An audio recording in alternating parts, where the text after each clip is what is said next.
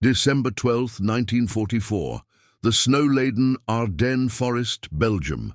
The temperature had dropped to -15 degrees Celsius as Captain Friedrich Müller of the 12th SS Panzer Division huddled with his officers in a captured Belgian farmhouse.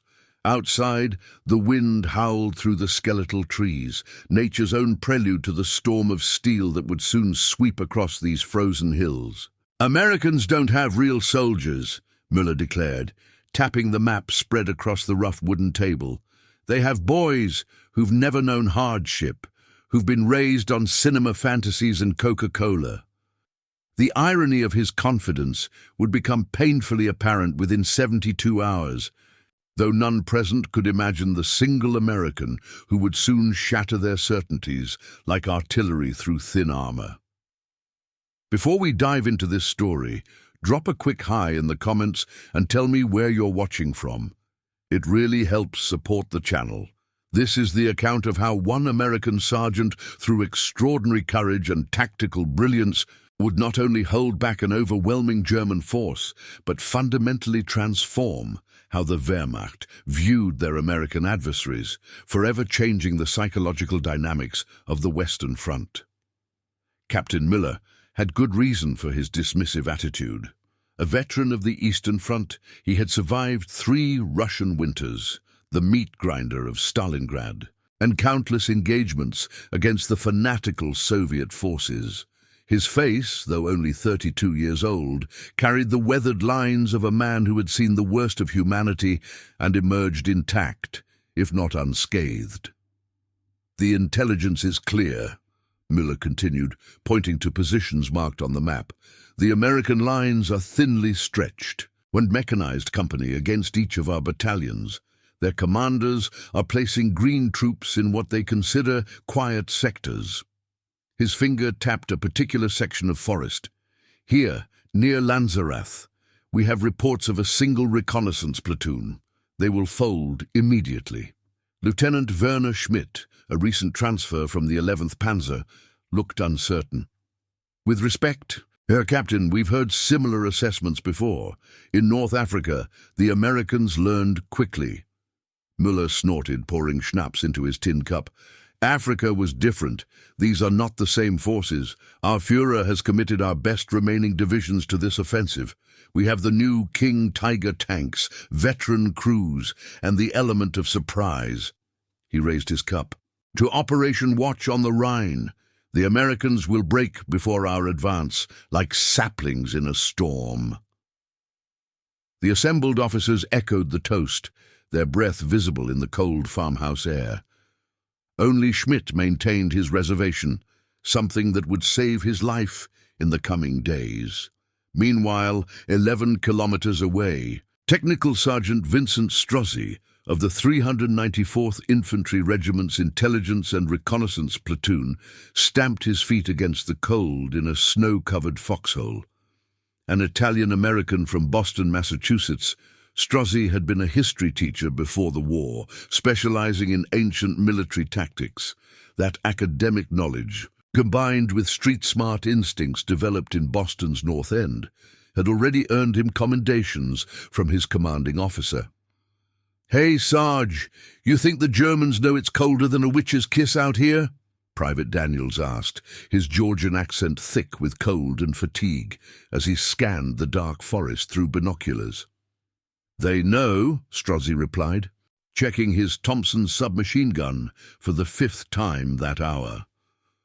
"The question is whether they care." He paused, listening to the forest. 18 men under his command were spread across a 300-yard front, the only American presence for miles. Their orders were simple: observe and report enemy movements, but something felt wrong to Strozzi. Something in the air, beyond the cold. That night, Strozzi couldn't sleep. The forest was too quiet, no artillery in the distance, no patrol movements, just absolute stillness, broken only by occasional forest sounds. In his 8 months at the front, he had developed a sense for danger, what his Italian grandmother would have called la sensazione, the feeling. At 0430 hours, he made his decision, waking his radio operator. Contact regiment. Request permission to adjust our positions based on potential enemy activity. The response came back negative. Intelligence indicated no major German movements. The Ardennes was quiet. Hold position and maintain normal reconnaissance duties. Strozzi thanked the radio man and made his own decision. Wake everyone. We're repositioning. By dawn, Strozzi had moved his men from their assigned foxholes to elevated positions with better fields of fire, overlapping zones of coverage, and most importantly, prepared fallback locations. He positioned their only Browning machine gun on a rocky outcrop with clear sightlines to the main approach and distributed extra ammunition, breaking official protocols that mandated conservation of supplies. "Sir, if regiment finds out," his platoon sergeant began. "Then I'll face the consequences," Strozzi interrupted. "But something's coming. I'd rather explain my actions to a review board than to St. Peter." At 0530 hours on December 16th, the horizon to the east erupted in light. The distinctive screech of Nebelwerfer rockets filled the air, followed by the deeper bass of heavy artillery. Operation Watch on the Rhine, the last great German offensive in the west, had begun. Captain Müller watched with satisfaction as the artillery barrage lit up the sky. Nearly 2 Zuzer artillery pieces were firing along an 80-mile front, including the new V3 long-range guns. American positions were being decimated before the ground forces even moved. Manufacturing output data had indicated American artillery production reached 141 Zuzer pieces versus Germany's 74 Zuzer. But in this sector, German firepower held temporary superiority, a fact Müller savored. "Magnificent," Major Horst Diekmann, the battalion commander, commented beside him. "The finest artillery concentration since Kursk. The Americans will be in complete disarray." "Indeed, Herr Major," Müller responded. "The first wave reports the American artillery response is minimal. Their communications are disrupted as predicted." "Excellent. Your company will advance as planned. Clear the Lanzerath Ridge quickly. We must reach the Meuse River in 48 hours for the operation to succeed." Müller saluted sharply. "It will be done. The reconnaissance platoon will offer no resistance." His confidence was based on more than bravado. German intelligence had compiled detailed assessments of American combat effectiveness. While acknowledging American material superiority, the U.S. was producing 88 410 tanks to Germany's 19,800, they had identified significant weaknesses. Many American units lacked combat experience. Their training emphasized technical proficiency over tactical flexibility, and most importantly, they had never faced the concentrated might of elite German formations. At 0700 hours, Strozzi's men reported movement to the east. Through the morning mist, shadowy figures emerged from the tree line, a German patrol, moving cautiously, testing American defenses. "Hold fire," Strozzi ordered. "Let them think the position is abandoned." The German patrol, 12 men from the reconnaissance battalion, moved forward, emboldened by the silence. When they reached a clearing about 100 meters from the American position, Strozzi gave the signal. A single shot rang out, striking the patrol leader in the shoulder. The Germans scattered, diving for cover, but finding little in the exposed clearing. 3 more shots, 3 more Germans down. The rest retreated, dragging their wounded. "They'll be back," Strozzi told his men, "and in force. But now they think we're just a small patrol. That works to our advantage." He turned to his radio man. "Try regiment again. Tell them we have confirmed enemy movement in strength." The response was disheartening. All units were engaged along the front. No reinforcements were available. Hold position as long as possible, then fall back to rally points if necessary. "Well, boys," Strozzi said after relaying the message, "looks like it's just us." He studied the faces of his men, a former factory worker from Detroit, a cattle rancher from Montana, a college student from California, and others representing the diversity of American society. None had been soldiers before the war, but all had become ones through necessity. Captain Muller received the patrol report with irritation. Casualties from a reconnaissance squad? Unacceptable. He studied the crude map drawn by the patrol leader. They're positioned on the high ground, here and here, exactly where we need to advance. Lieutenant Schmidt pointed out. The patrol reports they appeared well organized, not panicked. These may not be green troops. Nonsense, Muller dismissed. One successful ambush doesn't transform amateurs into veterans. Prepare the company for advance. We'll overwhelm them with numbers. At 0900 hours, Strozzi spotted the German formation, at least a company strength, advancing in textbook formation through the forest. He counted approximately 250 men, supported by 2 SID KFZ, 251 half-tracks mounting machine guns, against his 18. "This is it," he told his men. "Remember your training, short bursts, accurate fire, make every round count." He paused, then added something his drill sergeant would have disapproved of. "And remember, we're Americans. We don't give ground easily." The German advance was confident, almost casual. Captain Muller, leading from the center of the formation, felt no particular concern. American defensive doctrine typically relied on depth, layers of defenses that could absorb an attack. This isolated reconnaissance unit would surely withdraw after token resistance. The first shot nearly took Müller's head off, shattering the tree trunk beside him. Immediately, his troops sought cover as a disciplined volley of American fire swept the German formation. 6 men fell in the initial exchange. "Return fire," Müller ordered, anger replacing surprise. "Machine guns, suppress that ridge." The German MG-42s opened up, their distinctive 1-200 rounds per minute report earning them the nickname Hitler's buzzsaw. The volume of fire was overwhelming, forcing the Americans to duck into their positions. "Now, advance!" Müller commanded, and his troops moved forward, using the suppressing fire as cover. They made it halfway across the open ground before the American fire resumed, not from the original positions, but from fallback locations 30 meters behind. The Germans, exposed in their advance, suffered another 12 casualties before finding cover. "They're moving positions," Lieutenant Schmidt observed. "These aren't amateurs, Herr Captain." Müller's face darkened with anger. "Then we'll flank them. First platoon, circle to the left. Second platoon to the right. Third platoon continues frontal pressure." The maneuver was textbook and should have worked against a small force, but as the flanking platoons moved into position, they encountered prepared defensive positions, shallow foxholes dug into the frozen ground, with clear fields of fire covering the obvious approach routes. Technical Sergeant Strozzi had anticipated the standard German tactical response and prepared accordingly.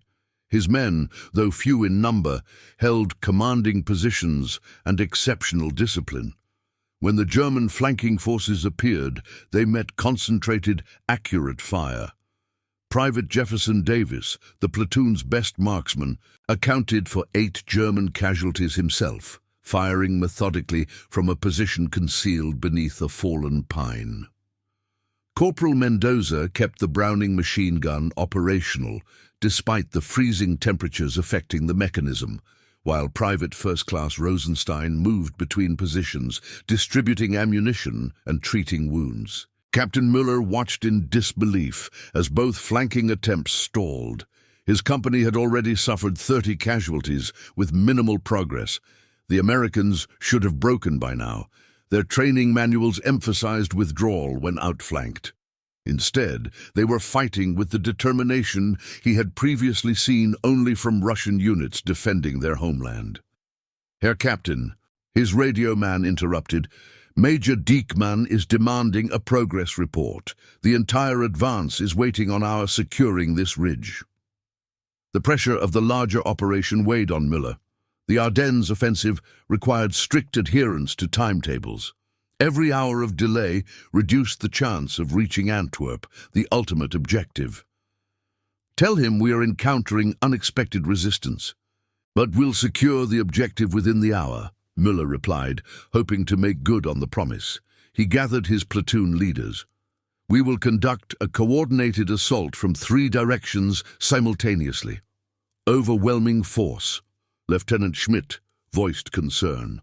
"Our casualties are already significant, Herr Captain. Perhaps we should request artillery support. And alert every American unit in the area to our position," Müller snapped. "No! We will do this with infantry. The Americans are few in number. They cannot cover all approaches at once." The German assault began at 1100 hours, a textbook infantry attack with covering fire from the half-tracks. For a moment it appeared successful as the German troops gained ground, pushing to within 50 meters of the American positions. Technical Sergeant Strozzi watched the German advance through field glasses, admiring their professionalism despite being on the receiving end. "Ready grenades," he ordered. "Wait for my signal." When the German troops reached the prepared killing zone, an open area with minimal cover, Strozzi blew a single blast on his whistle. 18 hand grenades arced through the air, landing among the advancing Germans. The explosions weren't enough to cause mass casualties, but the psychological impact was devastating. The German advance faltered as troops dove for cover that wasn't there. "Now!" Strozzi ordered, and his men opened fire from multiple positions. The German assault collapsed under the concentrated American fire. 23 more casualties in less than 5 minutes. Captain Müller, observing from a protected position, could not believe what he was seeing. "Retreat to the tree line," he ordered. "Regroup and prepare for another assault." As his troops fell back, Müller conducted a quick assessment. 47 casualties, including 15 dead, against a force he now estimated at no more than 20 Americans. The mathematics of warfare suddenly seemed incomprehensible. "Who are these men?" he demanded of no one in particular. Lieutenant Schmidt, who had maintained his composure throughout, offered a perspective. "They're fighting exactly as we would, Herr Captain, disciplined, resourceful, determined." For the first time, doubt crept into Müller's mind. His dismissal of American fighting qualities had been based on early war reports and propaganda, but the men he faced today were not the untested troops of 1942. These were battle-hardened soldiers who had fought across North Africa, Sicily, Italy, and France. By noon, the situation had become critical. Major Diekmann personally radioed, his voice tense with frustration. "Müller, what is happening? The entire battalion is delayed."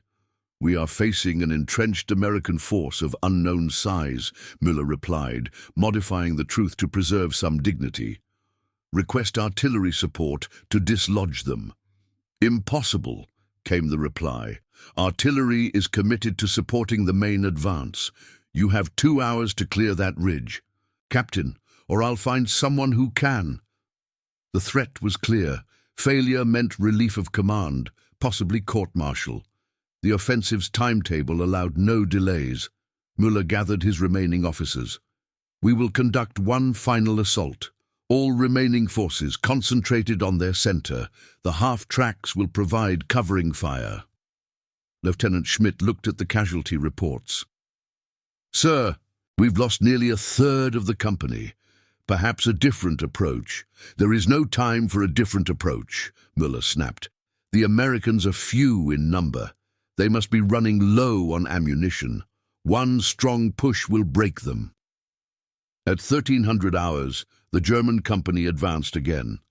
This time, they used smoke grenades to obscure their approach, moving rapidly through the artificial fog toward the American positions. Technical Sergeant Strozzi watched the smoke billowing across the battlefield. "They're coming again," he told his men, "and they're learning. Hold fire until you have clear targets." The smoke worked to the Germans' advantage, getting them to within 30 meters of the American positions before visibility improved. Captain Müller, leading from the front in this final assault, felt a surge of hope as his troops closed the distance without taking fire. Then the Americans opened up, their fire seeming to come from everywhere at once. Müller watched in disbelief as his men fell around him. A bullet struck his own leg, sending him sprawling onto the frozen ground. Lieutenant Schmidt reached him quickly, dragging him behind a fallen log. "We must withdraw, Herr Captain. This position cannot be taken with our current forces." Blood soaking through his uniform, Müller finally accepted the reality before him. "Signal retreat," he ordered, his voice hollow with disbelief. "Fall back to the assembly area." As the German forces withdrew, carrying their wounded, Müller stared back at the ridge they had failed to take. One small American unit had stopped an entire German company. The implications for the larger offensive were disturbing. "Who commands them?" he asked Schmidt as they reached the safety of the forest. "Intelligence reports indicate a technical sergeant, Vincent Strozzi," Schmidt replied, having compiled information during the battle. "Former teacher. No professional military background before the war." Müller absorbed this information silently. A sergeant, not even an officer, had outmaneuvered him, a veteran captain of the Wehrmacht with years of combat experience. By 1500 hours, the situation along the entire front had changed. The German advance, initially successful in many sectors, was meeting increasingly stiff American resistance. The delay at Lanzerath Ridge had created a ripple effect, disrupting the carefully planned timetable. Major Diekmann met Müller at the aid station, his face rigid with controlled fury. "Your failure may have cost us the entire offensive in this sector," he stated coldly. "One small American unit." "They weren't what we expected, Herr Major," Müller replied, wincing as a medic treated his leg wound.